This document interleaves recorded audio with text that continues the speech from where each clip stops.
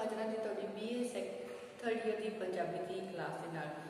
BA third year की साडी चल रही पंजाबी की क्लास के विच असीं कर रहे हैं जी तुहाडी नवें दिसहत दे काव्य संग्रह। सो साडी इस नवें दिसहत दे काव्य संग्रह दे विच असीं जिहड़े तुहाडे कवि ते इन्हां कवियां दीयां रचनावां दे बारे विच प्रसंग सहित व्याख्या केंद्री भाव ते सार जिहड़ा है वो अपनी इन्हां क्लासां दे विच शुरू कीता होया है। सो इन्हां कवियां दे विचों पहलां असीं कीते सी जी भाई वीर सिंह जी, उस तो बाद असीं दूसरे कवि शुरू किए जिहड़े सीगे जी साडे प्रोफैसर पूरन सिंह जी। प्रोफैसर पूरन सिंह जी के जीवन के बारे में एक छोटी जी झात मारन तो बाद असीं शुरू कीतियां सी उन्हां दीयां लिखियां होईयां रचनावां जो कि साडी इस बुक नवें दिसहत दे विच दर्ज कीतियां गईयां हन। उन्हां दे विचों पहली उन्हां दी रचना सी जी मेरा टुट्टा जिहा गीत, जिहदे विच प्रोफैसर पूरन सिंह जी काव्य रंग के आवेश दे विच अपने आप में एक बच्चे की न्याय समझते हुए जिहड़ा है कविता लिखण के मामले में अपने आप को एक निमाणा जिहा निताणा जिहा बच्चे के समान समझते हैं ते कहते हैं कि मैनूं हजे रंग बनना नहीं आउंदा। परमात्मा की दित्तियां होईयां दातां वड्डियां हन, मेरे हाथ निक्के हन, इन्हां विचों ये दातां संभलदियां नहीं हन। सो इस तरह जिहड़ा है अपनी मेरा टुट्टा जिहा गीत दे विच बहुत सोहणे तरीके नाल इन्हां ने जिहड़ा है कविता दी जिहड़ी है बनतर ते अपने आप को उस कविता की बनतर को संभालने के लिए एक निक्के बच्चे की न्याय समझते हुए अपने जीवन का जो बयान है, जीवन घटनाओं का जो बयान है उस रचना के इन्होंने किया सी। उस तो बाद अगली जी सी इन्हां दा जिहड़ी पंजाब दे नाल प्यार जिहड़ा सी वो दिखाउंदियां होईयां रचनावां जिहड़ियां सी इन्हां ने अपनी इस बुक दे दर्ज कीतियां सी, जिन्हां दे विच सीगा जी पंजाब दे मजदूर, पंजाब दे दरिया, पंजाब दे मजदूर। उस तो बाद फिर जिहड़ा सीगा कि पंजाब के मजदूरों बारे गल की, फिर पंजाब के दरियावां के बारे गल की, उस तो बाद हल वाउण वाले जिन्हां दे विच इन्हां ने किसानां दी हालत जिहड़ी सी उसनूं बयान किया, किस तरह किसान जिहड़े हन इस प्रोफैसर पूरन सिंह नूं प्रभावित करते हैं ते इस जिहड़े हन किसानां नूं सारे संसार के जग के भंडारी जिहड़ा है कहते हैं। उस तो बाद पंजाब के मजदूर, हल वाउण वाले, पंजाब के दरियावां तो बाद फिर इन्होंने जिहड़ी अगली कविता सीगी दरिया किनारे। दरिया किनारे जिहड़ियां हन माणियां होईयां मौजां के बारे में जिहड़ा कवि है उसने साडे सामने बयान करने की कोशिश की है। सो दरिया के किनारे विच जिहड़ा साडा कवि है वो किस तरह जिहड़ा है मतलब रंग माणदा है वो जिहड़ा है असीं आज की साडी कविता जिहड़ी कविता है उस दे विच करन जा रहे हैं। उस तो बाद असीं इन्हां दी अगली रचना करांगे जी मंजिल कपड़ियां दी रोज मंजिल। पहले असीं करांगे दरिया किनारे। दरिया किनारे जिहड़ा कवि है इस तरह वो दरियावां दीयां जिहड़ियां कुल्लां हन उन्हां नूं माणदा है उस दी जिहड़ी गल है इस विच कवि ने कीती है। सो चलते हैं जी साडी इस रचना वल। दरिया किनारे दे विच जिहड़ा कवि है वो की कहण दी कोशिश कर रहा है। कहते दरिया किनारे रेतां चिट्टियां दे विच लेटना, नंगे हो धुप विच लेटना ते मार छाला दरिया विच ठाणा।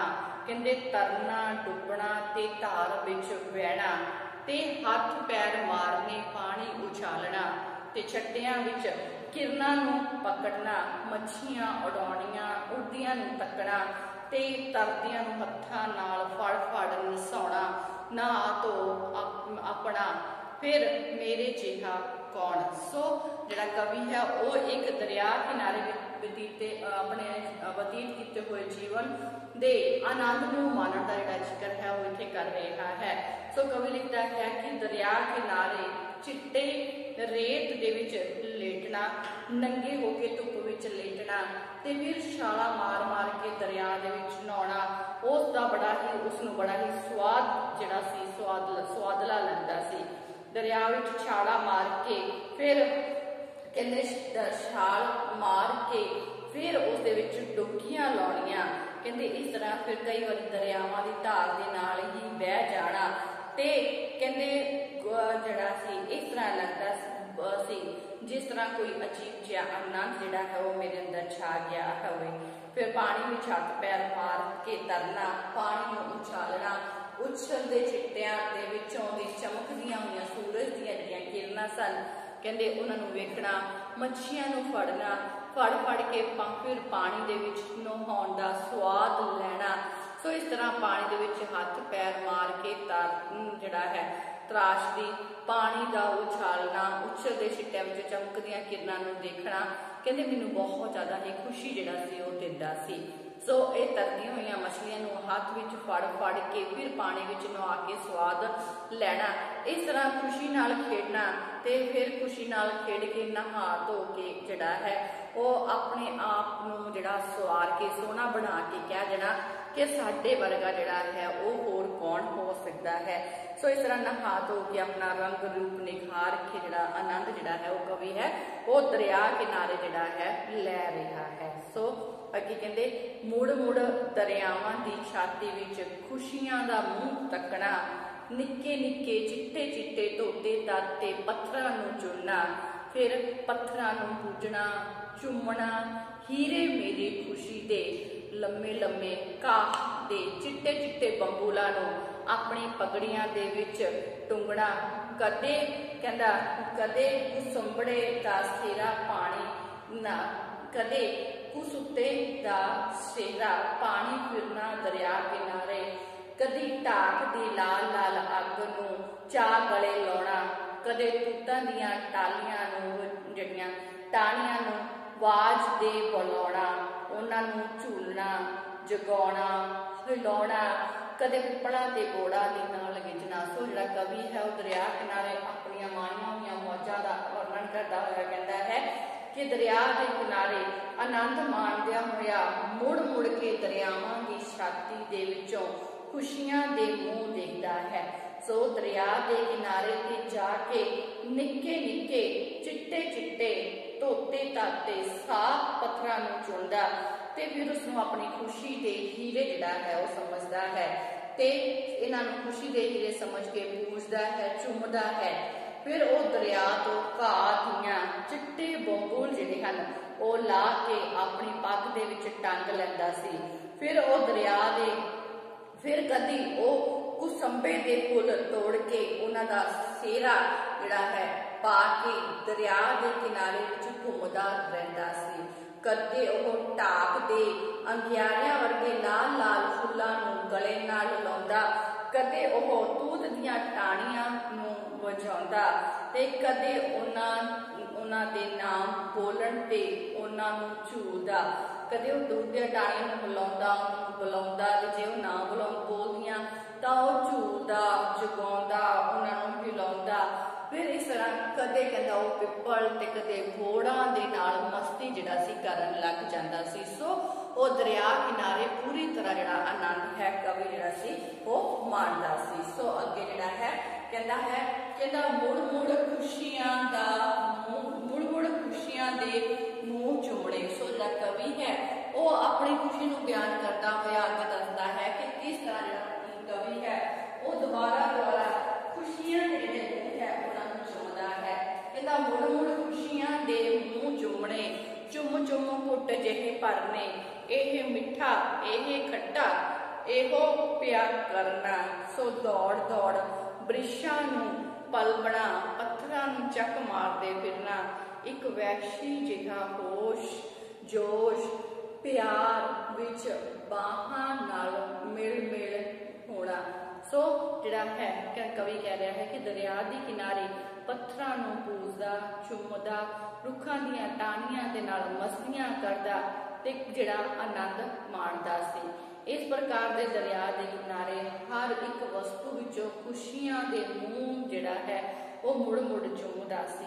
ਇਹਨਾਂ ਖੁਸ਼ੀਆਂ ਦੇ ਵਿੱਚੋਂ ਬਹੁਤ ਸਵਾਦ ਜਿਹੜਾ ਸੀ ਉਹ ਲੈਂਦਾ ਸੀ, ਸਵਾਦ ਦੇ ਘੁੱਟ ਭਰਦਾ ਸੀ ਤੇ ਇਹ ਘੁੱਟ ਫਿਰ ਵਿੱਚੋਂ ਕਦੇ ਕਹਿੰਦਾ ਸੀ ਇਹ ਮਿੱਠਾ ਹੈ, ਕਦੇ ਕਹਿੰਦਾ ਸੀ ਇਹ ਖੱਟਾ ਹੈ। ਸੋ ਇਸ ਤਰ੍ਹਾਂ ਕਹਿ ਕੇ ਆਨੰਦ ਲੈਂਦਾ ਹੈ।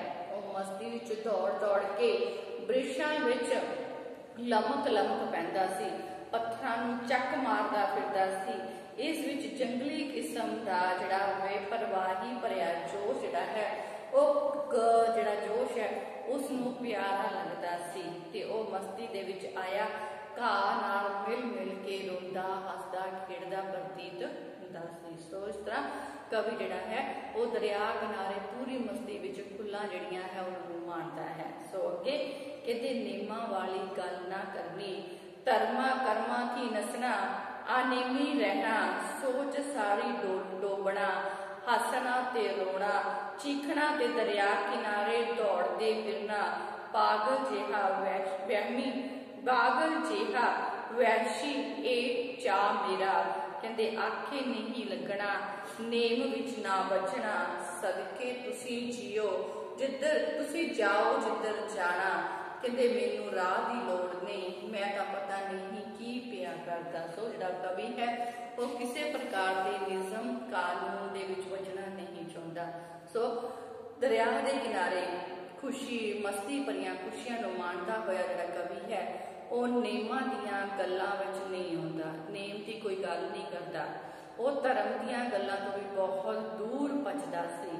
ओह तां अपनी सोच विचार नूं डोब के जिहड़ा है कहंदा डोब के नेम रहत रहना चाहता है। वो अपनी सोच विचार दे विचों जिहड़ा है कोई जिहड़ा है निज़म की गल नहीं करता, सगों इन्हां नेमां तो अनीवी रहना चाहता है।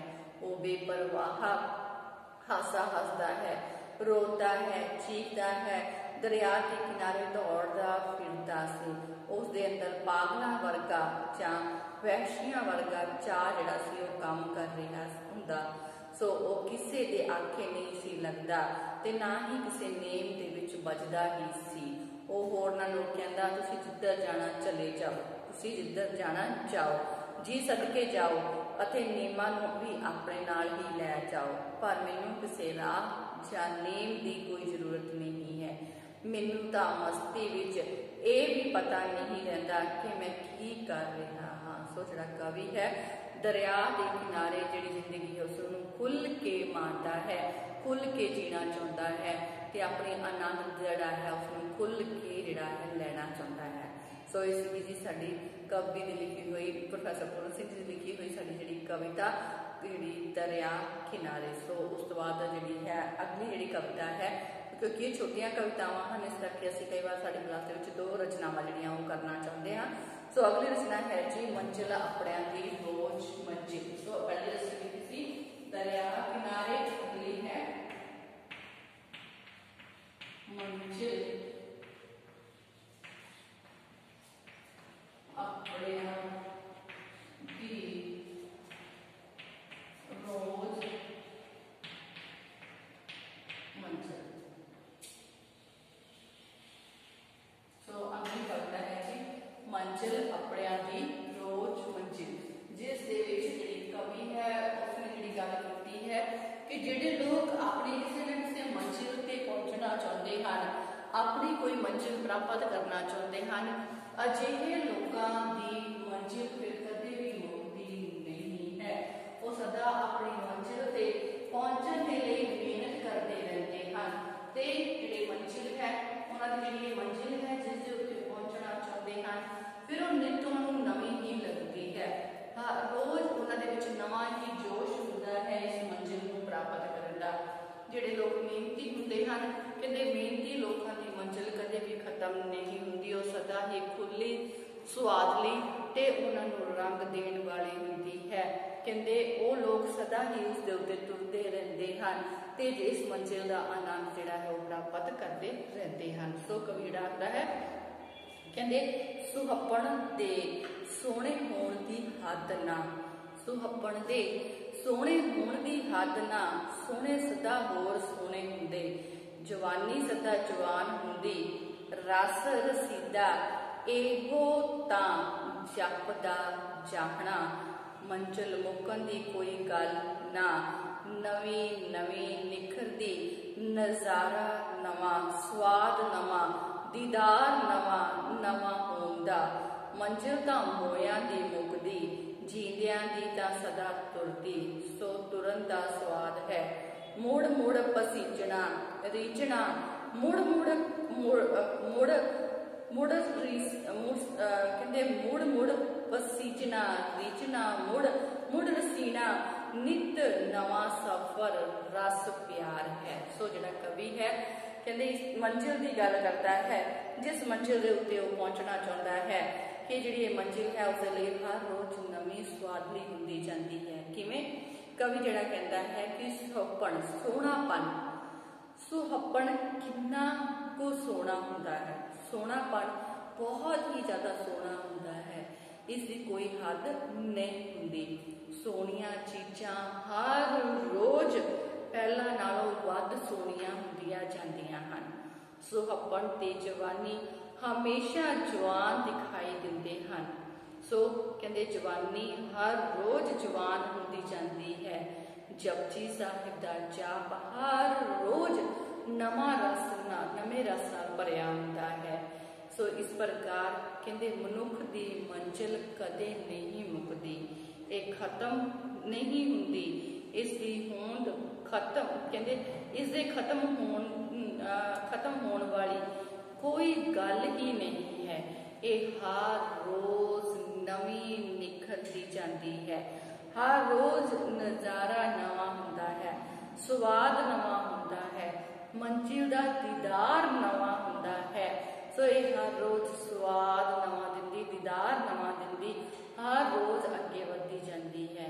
सो इस प्रकार कहंदे रस कहंदे ये रसहीन नहीं, कदे भी मंजिल जिहड़ी है वो रसहीन नहीं हुंदी। मंजिल तां मनुख दी मुकदी है, उन्हां मनुखां दी मुकदी है जिहड़े मर जाते हैं। जिउंदे मनुख दी मंजिल कदे नहीं मुकदी, ये हमेशा तुरदी रहती है। इस उपर तुरन वाला वारी वारी इस दे उपर तुरदा ही रहता है। कहंदे सो इस उपर तुरन वाला वारी वारी इस उपर तुरन लई शौक नाल तैयार हो जाता है ते इस मंजिल ते तुरन दा आनंद लैंदा है। मंजिल नूं प्राप्त करन लई नित नवी सफर जिहड़ा है सफर करता है ते इस दा नज़ारा भी नित नवा ही हुंदा है।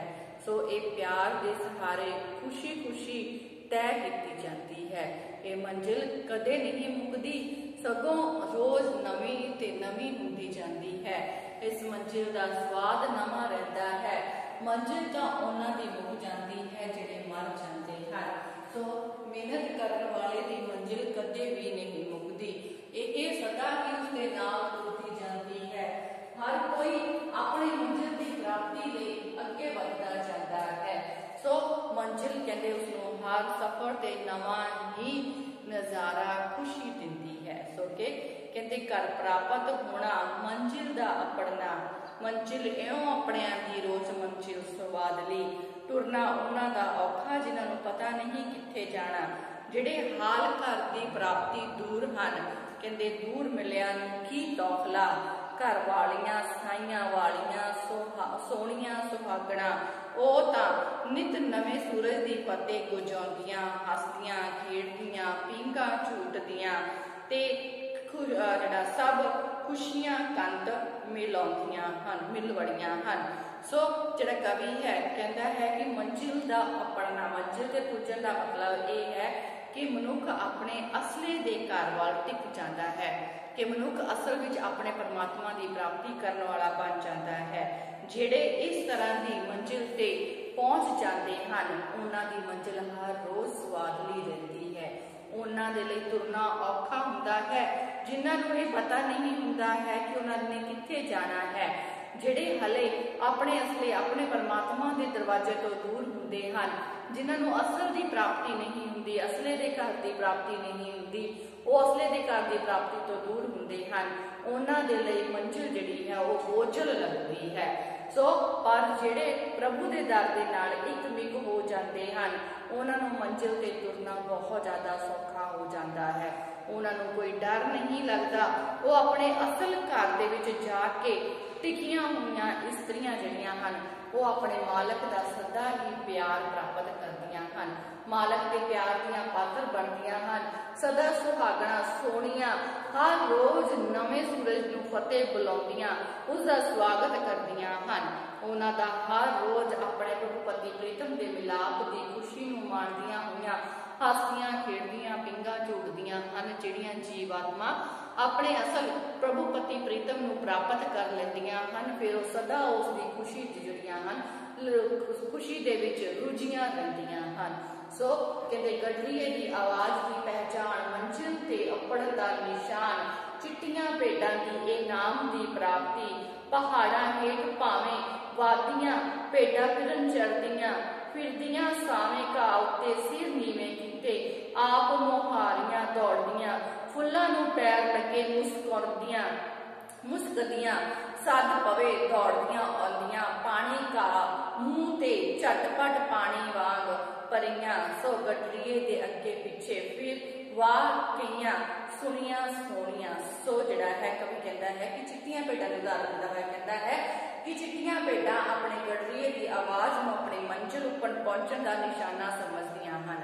ਉਹਨਾਂ ਲਈ ਇਹ ਇੱਕ ਤਰ੍ਹਾਂ ਦੀ ਨਾਮ ਦੀ ਹੀ ਪ੍ਰਾਪਤੀ ਹੁੰਦੀ ਹੈ, ਭਾਵੇਂ ਉਹ ਪਹਾੜਾਂ ਹੇਠ ਚੱਲ ਰਹੀਆਂ ਹੋਣ, ਭਾਵੇਂ ਕੋਈ ਉੱਚੀਆਂ ਵਾਦੀਆਂ ਦੇ ਵਿੱਚ ਹਰੇ ਹਰੇ ਘਾਵਾਂ ਦੇ ਉੱਤੇ ਸਿਰ ਨੀਵਾਂ ਕਰਕੇ ਚੱਲ ਰਹੀਆਂ ਹੁੰਦੀਆਂ।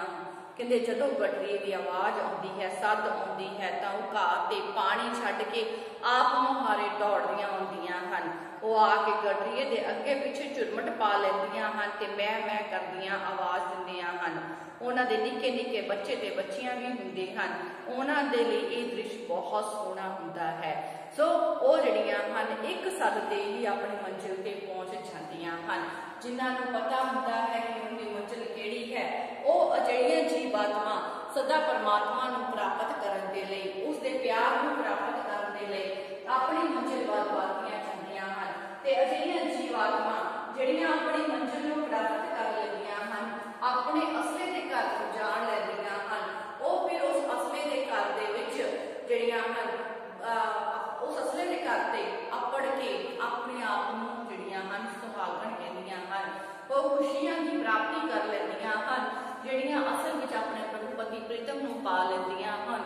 ਉਹਨਾਂ ਨੂੰ ਹਰ ਰੋਜ਼ ਜਿਹੜੀ ਉਹਨਾਂ ਦੇ ਲਈ ਮੰਜ਼ਿਲ ਸੋਹਣੀ ਸਵਾਦ ਦੇਣ ਵਾਲੀ ਤੇ ਖੁਸ਼ੀ ਦੇਣ ਵਾਲੀ ਹੁੰਦੀ ਹੈ। ਸੋ ਇਸ ਤਰ੍ਹਾਂ ਜਿਹੜਾ ਹੈ ਕਵੀ ਪ੍ਰੋਫੈਸਰ ਪੂਰਨ ਸਿੰਘ ਹੈ, ਉਸਨੇ ਬਹੁਤ ਹੀ ਸੋਹਣੇ ਢੰਗ ਨਾਲ ਜਿਹੜਾ ਇੱਥੇ ਸਮਝਾਉਣ ਦੀ ਕੋਸ਼ਿਸ਼ ਕੀਤੀ ਹੈ ਕਿ ਸਾਨੂੰ ਆਪਣੇ ਅਸਲ ਘਰ ਦੇ ਵੱਲ ਵਧਣਾ ਚਾਹੀਦਾ ਹੈ।